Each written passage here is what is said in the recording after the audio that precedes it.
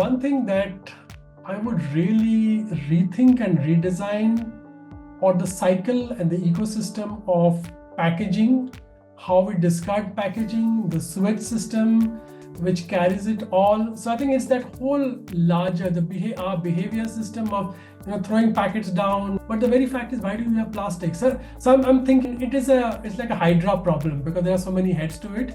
You chop off one, another one comes up. So you can't say just plastic, because even if it is not plastic, people will throw thermocol or people will throw something else. And it's the behavior, but it's also the sewage system in the way it carries it down and then dumps it somewhere, and then it ends up in sort of the oceans. So I think that would be, for me, very unsexy and but a real thing to think about.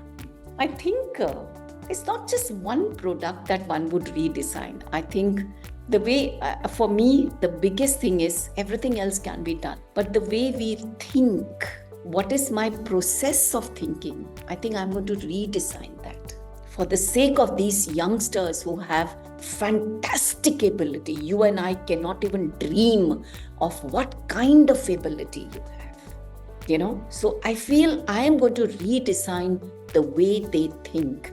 And when that is kind of, I feel that is what is hitting the nail on the head.